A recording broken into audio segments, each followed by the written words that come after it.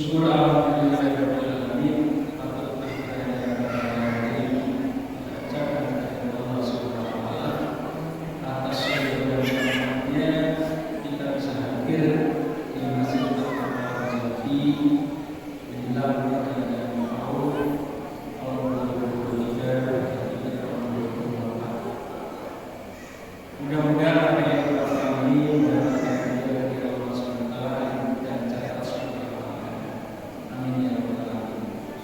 Bapak Ibu sekalian, marilah pengajian pada malam ini kita buka dengan bacaan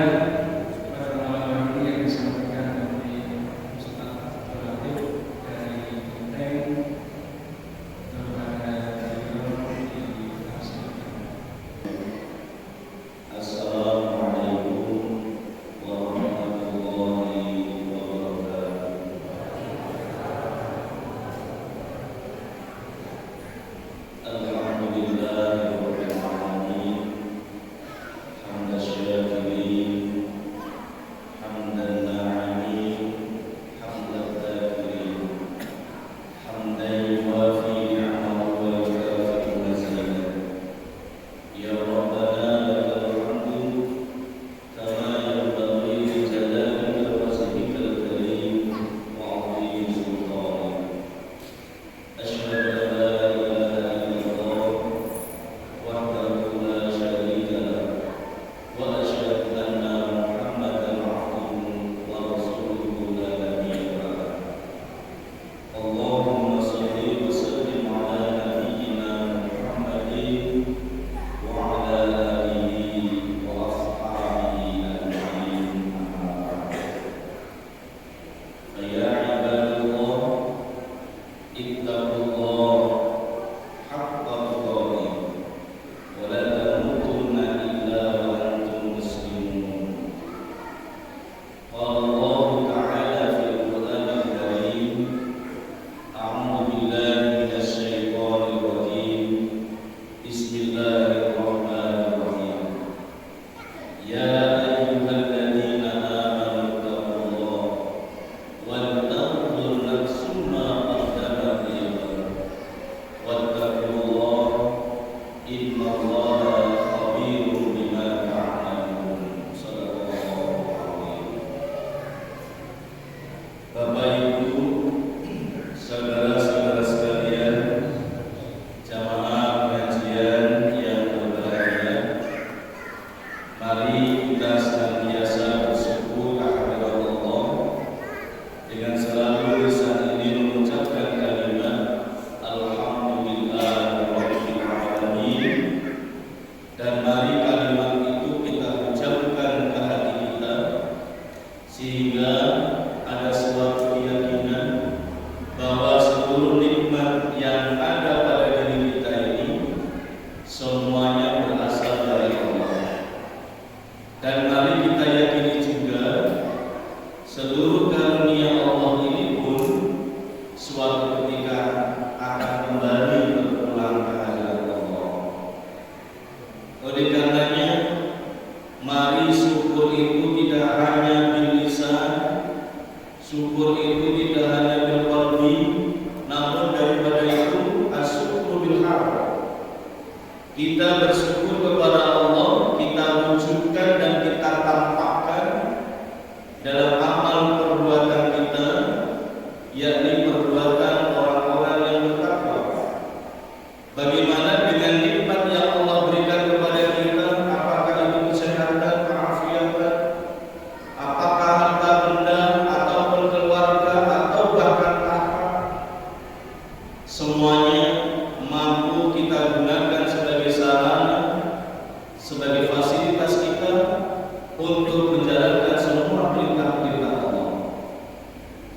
Dan mari kita imbangi dan kita iringi selain daripada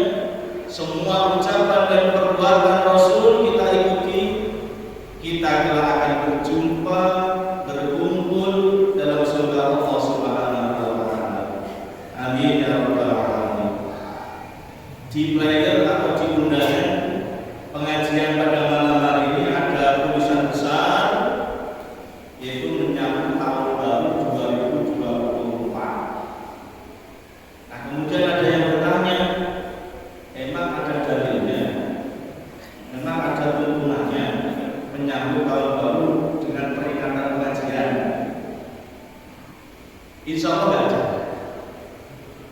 Yang dituntutkan oleh Rasulullah yang diperingati itu hanya 2 hari raya, Idul Adha, Idul Fitri. Terus apakah acara pada malam hari ini keliru dan salah? Ya tidak juga.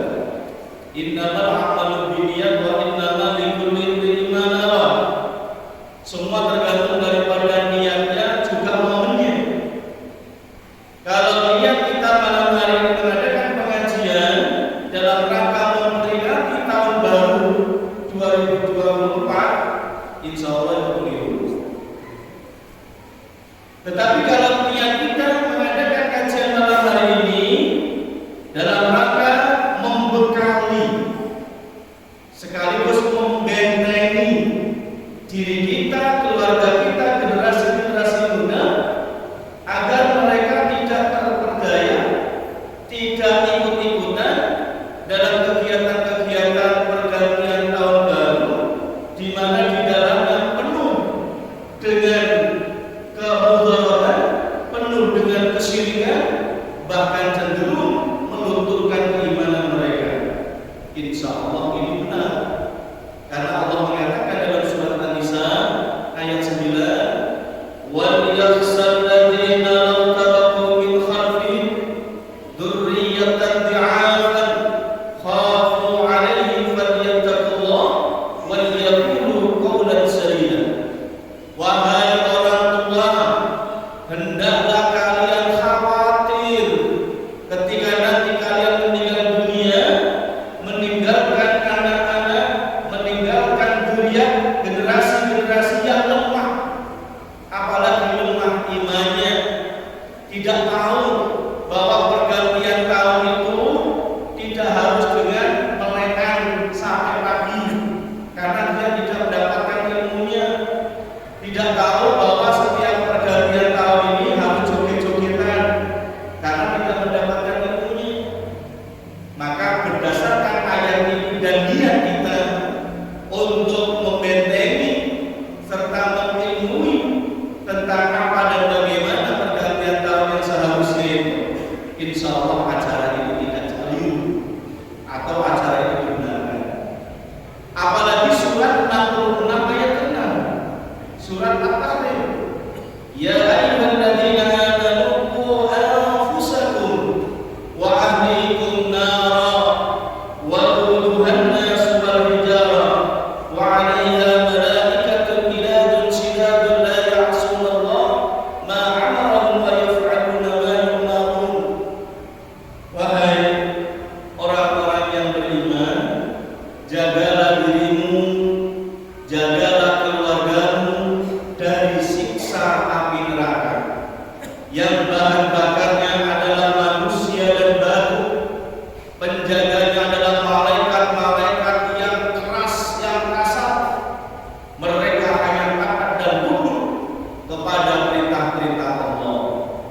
Bapak Ibu sekalian yang saya hormati, maka kita niatkan acara malam hari ini dalam rangka menjaga diri kita, menjaga keluarga kita, agar mereka terhindar dari siksa api neraka disebabkan perbuatan mereka. Salah satunya pergantian tahun diperingati, diacarakan, diagendakan, yang justru acara itu malah mendekatkan kepada kesyirikan. Bapak Ibu sekalian yang saya hormati, mari kita perhatikan beberapa ayat tentang ancaman Allah terhadap orang-orang yang mengabaikan dan mengentengkan perkara kesyirikan, walaupun itu syirik shagir, syirik yang kecil. Di antara ayatnya, mari kita perhatikan yang pertama, surat 17, surat Al-Isra, ayatnya ayat 36. Allah Subhanahu wa taala berfirman, "Wala taqfu ma laysa laka bihi 'ilm, innas sam'a wal basara wal fu'ada kullu ulaika anhu mas'ul." Jangan kalian melakukan perbuatan-perbuatan, jangan kalian ikuti kegiatan-kegiatan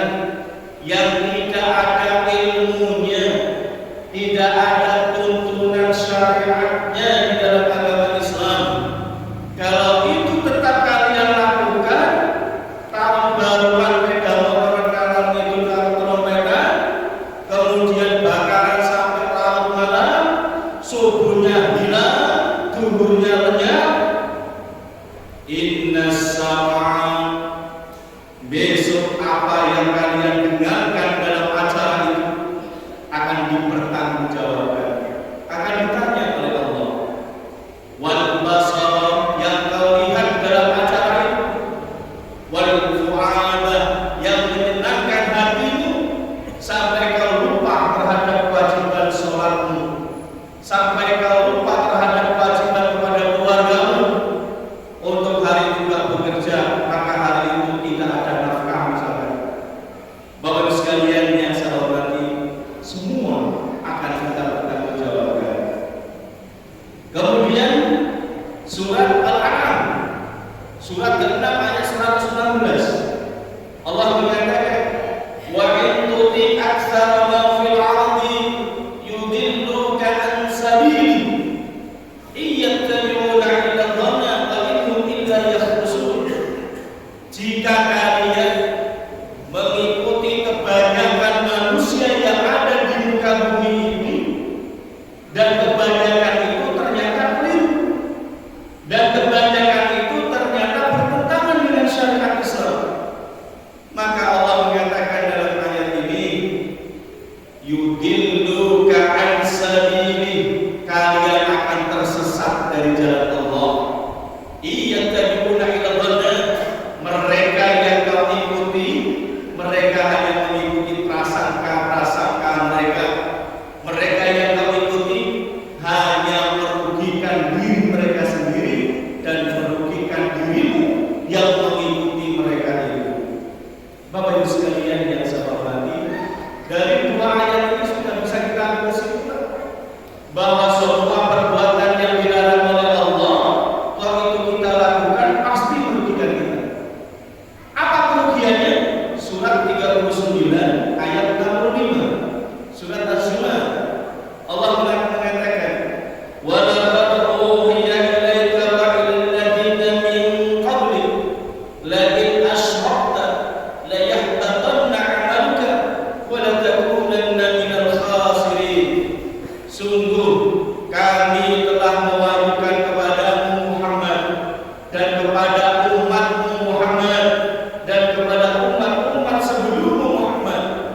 Apa wahyu yang Allah maksudkan? Wahyu yang pertama berisi perintah yang harus kita lakukan, dan insya Allah dalam perintah itu ada masalah. Dalam perintah itu mendatangkan kebaikan untuk diri kita dan keluarga kita. Isi wahyu yang kedua itu adalah larangan-larangan Allah yang harus kita tinggalkan, sebab kalau justru itu yang kita lakukan, maka mudarat akan kita dapatkan. Di ayat ini Allah mengatakan, la in asyrakta, di antara perbuatan yang paling dibenci oleh Allah, paling dilaknat oleh Allah, yaitu perbuatan syirik. La in asyrakta, barang siapa di antara kalian berbuat syirik, la yahbatanna 'amaluka, maka Allah akan menghapus seluruh kebaikan-kebaikanmu. Allah akan menghapus pahala sholatmu, Allah akan menghapus pahala haji umrahmu, Allah akan menghapus pahala infak sedekahmu. Wa la takunanna minal khasirin, dan pastilah kalian akan menjadi orang yang merugi. Alhamdulillah. Bahkan di dalam surat keempat ayat 116, surat An-Nisa, Allah mengatakan, innallaha la yaghfiru ay yushraka bihi wa yaghfiru ma duna dzalika liman yasha wa man yushrik faqad dhalla dhalalan ba'ida. Sesungguhnya Allah tidak akan mengampuni dosa syirik. Allah akan mengampuni dosa-dosa selain syirik yang Allah kehendaki bagi mereka. Maka barang siapa yang melakukan kesyirikan, dhalla dhalalan ba'ida, sungguh dia dalam kesesatan yang sesesat-sesatnya. Bapak Ibu sekalian yang saya hormati, oleh karenanya penting pengajian malam hari ini untuk membentengi anak-anak kita biar mereka tidak ikut-ikutan dalam kegiatan-kegiatan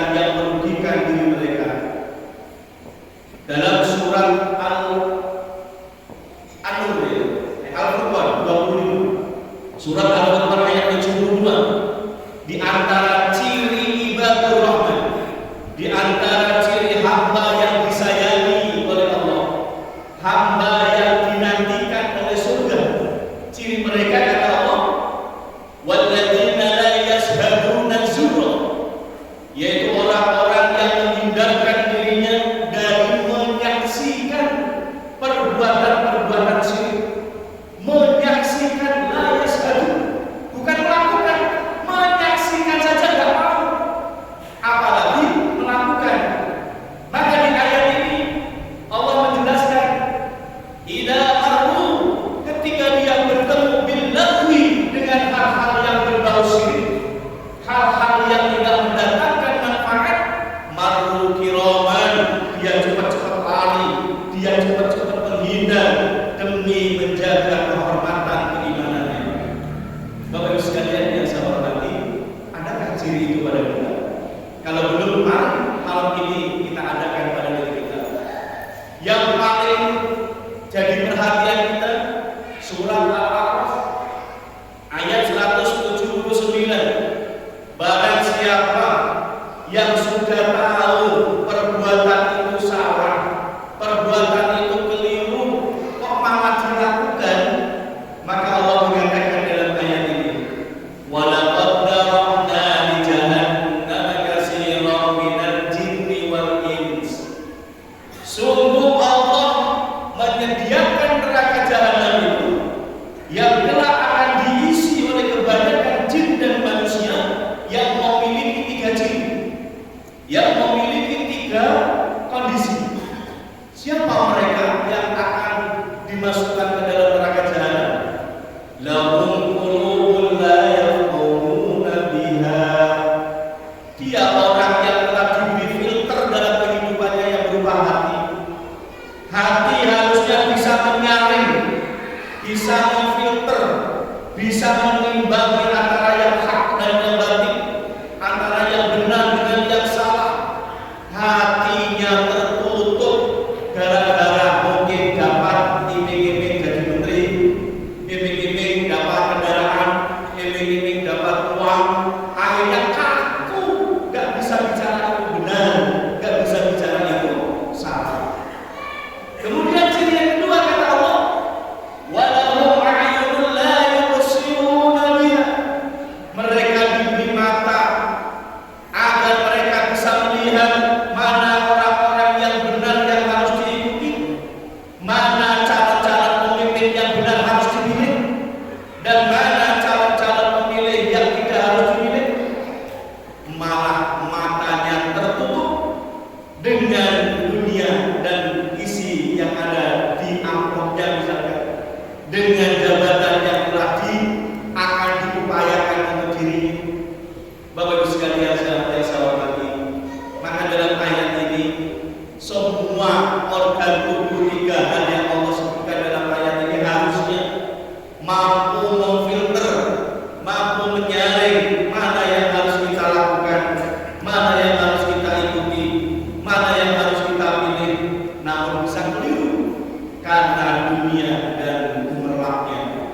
Yang ketiga kata Allah, walahum adhanun la yasma'una biha. Mereka diberi telinga, ketika mendengarkan nasihat-nasihat, gak mampu nasihat itu tembus ke dalam hatinya, gak mampu nasihat itu menjadi rem baginya, gak mampu nasihat itu menjadi kendali baginya untuk melakukan perbuatan-perbuatan yang dilarang oleh Allah. Maka Allah mengatakan, kalau tiga ciri ini ada pada diri kita, Bapak Ibu sekalian, ulaika kal an'am, orang-orang seperti itu seperti binatang. Binatang itu segede apapun, gajah misalnya, itu akan nurut kepada pawang gajah, ataupun kerbau yang begitu kuatnya akan nurut kepada pawangnya. Karena kerbau itu hatinya, matanya, telinganya sudah tak bisa melihat kebenaran, karena memang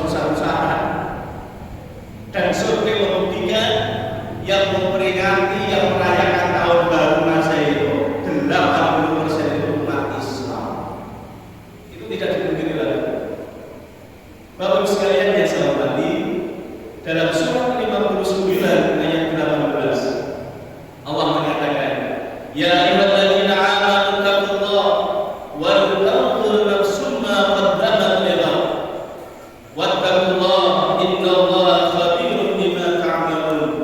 Wahai orang-orang yang beriman, bertakwalah kalian kepada Allah dan hendaklah setiap diri memperhatikan apa yang telah disiapkan, apa yang telah dilakukan untuk kehidupan berikutnya.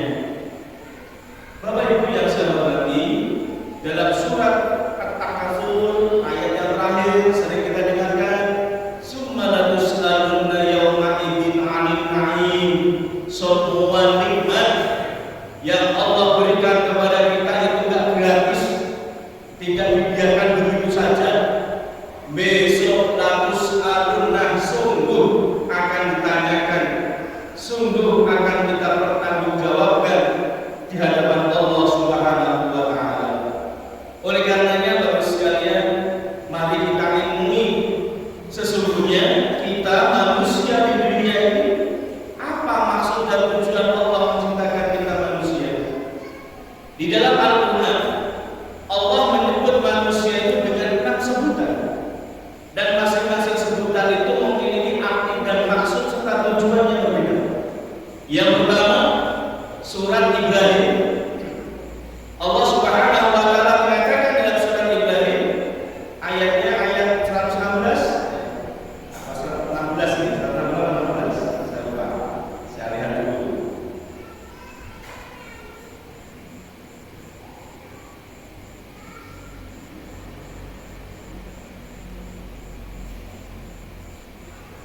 Surat Ibrahim ayat 31, ayat 31. Qul li ibadiyalladzina amanu yuqimus sholata wa yunfiqu mimma razaqnahum sirran wa 'alaniyah min qabli an ya'tiya yawmun la bay'un fihi wa la khilal. Allah menyebut manusia dalam ayat ini dengan sebutan ibadi, hamba. Fungsi hamba itu adalah mengabdikan dirinya kepada Sang Khalik.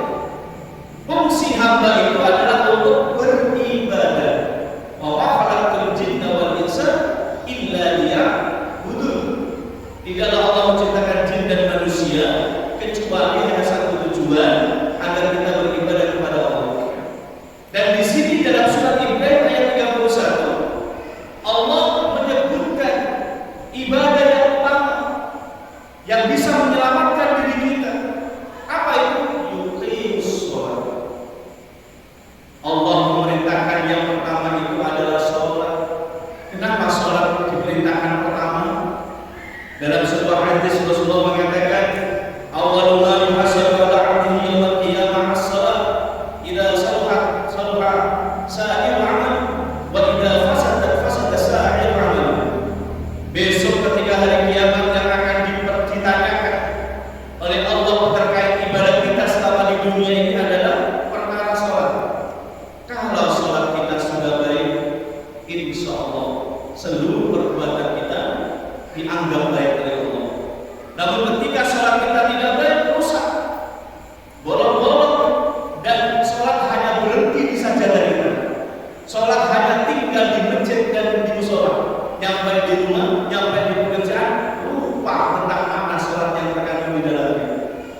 Maka Allah mengatakan, rusaklah seluruh amalan kita. Bapak sekalian yang saya hormati, makna hadis ini untuk pribadi kita adalah, kalau kita ini sholatnya baik, pasti perbuatan kita baik. Kalau perbuatan kita saat ini belum baik, berarti sholat kita belum baik. Masih sholat tahajud kalau nangis-nangis kalau ini utang. Baru teko umat nyelaku bujuni dari apa lingkungannya, semua dinsoli, semua dimakan. Nah berarti sholat kita belum baik. Nah kemudian Bapak sekalian, ibadah yang utama yang kedua Allah sebutkan dalam ayat ini, wa yunfiqu mimma razaqnahum, berinfak, sedekah. Karena infak sedekah itu termasuk aplikasi praktek dari sholat kita. Kok bisa? Sholat itu diawali takbiratul ihram dengan kita bertakbir Allahu Akbar, kita mengaku Allah Maha Besar, Allah Maha Kuasa, semua yang ada pada diri kita semua dari Allah. Kemudian sholat itu ditutup dengan kalimat salam, bahkan kita gelengkan, kita lihat samping kanan kita, samping kiri kita. Maka Allah mengatakan dalam surat Al-Duha, wa amma bi ni'mati rabbika fahaddits. Maka atas nikmat Allah itu berbahagia. Maka dengan infak sedekah kita insya Allah sudah mengamalkan sholat itu. Dan peringatan Allah, sirran wa alaniyah, lakukan infak sedekah itu dengan sembunyi-sembunyi atau ditampakkan tidak masalah. Tetapi Bapak sekalian, kalau kita khawatir nanti muncul sifat riya, nanti muncul sifat angkuh, nanti ikhlas itu hilang sehingga para pahala infak itu lenyap, lebih baik kita infak dengan sir. Kita titipkan najis dulu, nanti najis yang akan membagi sehingga orang-orang tak tahu uang itu dari mana, dan insya Allah kita akan terjaga dari ikhlasan. Nah, kemudian peringatan Allah berikutnya, min qabli ayyatiya yaumun la bai'un fihi wa la khilal. Lakukan salat itu, lakukan infak sedekah itu sebelum tidak berlaku lagi perniagaan, sebelum tidak berlaku lagi persahabatan, sebelum infak sedekah itu tidak ada lagi yang mau menerima. Kapan itu? Hari kiamat. Tatkala gunung meletus, matahari turun sejengkal dari kepala kita, air laut tumpah ke daratan, kemudian kita panggil tetangga kita, "Yuk ini makan 1000 sedekah lagi." Gak sempat sudah, gak mau. "Yuk ini beras pakai sama bohongan gue supaya gak butuh." Yauma la yanfa'u malun wa la banun illa 'atallaha bi qalbin salim. Saat itu tidak bermanfaat. Jangankan harta orang lain, harta kita sendiri, anak kita sendiri tidak bisa memberi manfaat bagi orang tuanya. Orang tuanya pun tidak bermanfaat bagi anaknya. Saat itu kita nafsi-nafsi, kita hidup sendiri-sendiri, menyelamatkan diri dari dahsyatnya hari kiamat. Namun Allah mengatakan, illa Allah qalbin salim. Ada di antara mereka yang diselamatkan oleh Allah.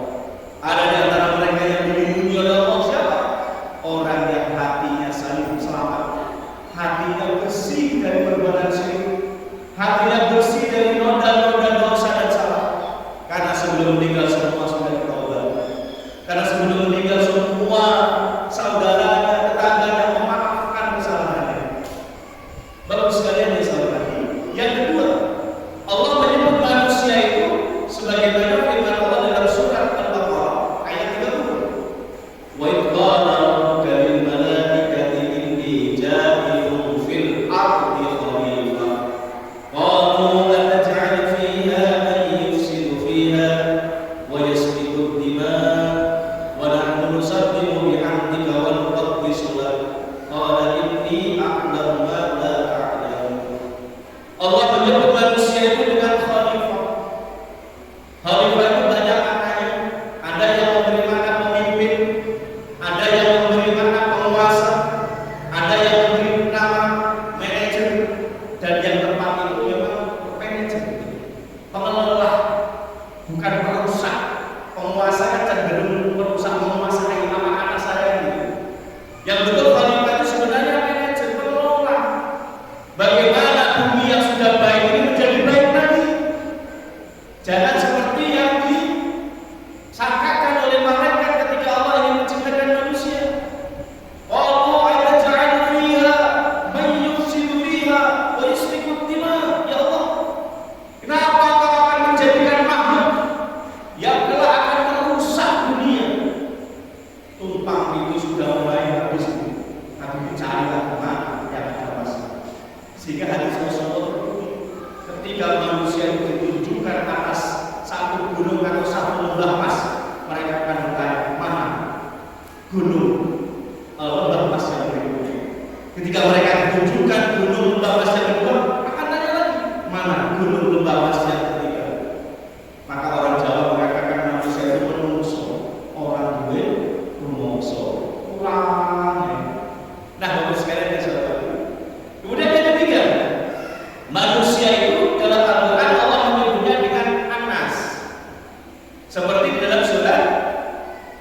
49 ayat 13. Ya ayyuhan nas inna khalaqnakum min dzakarin wa unsa wa ja'alnakum syu'uban wa qabaila lita'arafu.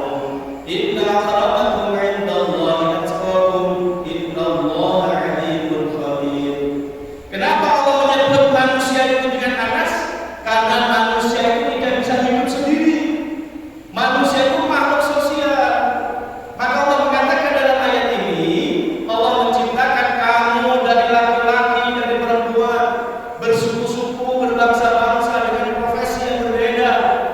Apa tujuannya? Kita agar kalian saling mengenal. Ta'awun, agar kalian saling membantu. Takaful, agar kalian saling melengkapi di antara kelebihan kekurangan di antara kalian. Maka Bapak sekalian, andaikan kita saat ini yang Allah beri kemampuan dengan yang berbeda-beda, kemudian kita mengatakan Allah itu tidak adil, mari kita logikakan sekarang.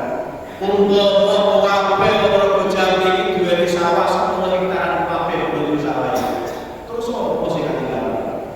Padha duwe sawah. Terus sapa sing katingal pese? Sing adol wis sapa? Sing katingal sapa? Padha duwe sawah, padha duwe. Nah, maka Bapak sekalian, sesungguhnya kelebihan dan kekurangan yang Allah berikan kepada kita agar kita saling melengkapi itu menunjukkan keadilan Allah. Sehingga ada kaya, ada miskin, agar yang kaya bisa membantu yang miskin dengan hartanya, yang miskin bisa membantu yang kaya dengan tenaganya. Ada guru, ada murid, agar guru bisa menyampaikan ilmunya, agar murid mendapatkan ilmunya, dan seterusnya. Bapak sekalian yang saya hormati, dan Allah tidak melihat posisi kita saat ini apakah kaya atau miskin. Posisi kita saat ini pejabat apa rakyat. Yang Allah lihat di antara kita itu inna akramakum 'indallahi atqakum. Walaupun kaya, kemudian dia tidak menggunakan kekayaannya di jalan Allah, tidak disayang oleh Allah. Atau walaupun miskin, tapi kita sangat taat kepada Allah, tidak menjadikan kemiskinan kita itu, kefakiran kita menjadi kekufuran kita kepada Allah, kita insya Allah disayang oleh Allah. Dan orang-orang yang kaya, hartanya digunakan untuk membantu sesamanya, insya Allah dia akan disayangi oleh Allah. Bahkan akroma itu adalah dimuliakan oleh Allah. Kemudian yang keempat, Allah menyebut manusia itu dengan ins atau insan. Surat Al-An'am ayat keempat. Laqad khalaqnal insana fi ahsani taqwim. Kalau Allah menyebut insan itu biasanya terkait dengan kecerdasan, dengan akal. Di ayat ini Allah mengatakan sungguh Allah telah menciptakan manusia itu ahsani taqwim, sebaik-baik ciptaan. Karena ahsani taqwim di situ Allah memberikan kelebihan manusia dari makhluk yang lainnya berupa akal. Tetapi Bapak sekalian, pengendali akal itu adalah qalbun, hati. Berapa banyak orang yang cerdas, orang yang pinter, bergelar profesor, doktor, jabatannya tinggi, mahkamah konstitusi misalnya, atau menteri dan yang lainnya. Berapa banyak mereka yang beriman, yang tidak memutuskan hukum secara adil. Dan orang-orang ini dikatakan dalam ayat berikutnya, Allah mengatakan summa radadnahu asfala safilin. Orang itu harusnya dimuliakan oleh Allah, justru derajatnya dijatuhkan sebagaimana aspal itu. Asfala safilin, serendah-rendahnya. Pengecualian oleh Allah. Orang yang akalnya mampu dikendalikan oleh hatinya. Hati di dalamnya ada keimanan. Illal ladzina amanu wa 'amilus shalihat falahum ajrun ghairu mamnun. Akalnya dikendalikan oleh hati, ngajak tetangga sekitar, bangun masjid takwa, kemudian yang mengajak tadi meninggal dunia. Walaupun meninggal dunia, falahum ajrun ghairu mamnun. Pahala terus mengalir kepada dirinya. Apa penyebabnya? Karena akalnya dikerahkan, digerakkan oleh hatinya, yang di dalam hati itu ada keimanan. Kemudian Allah menyebut manusia itu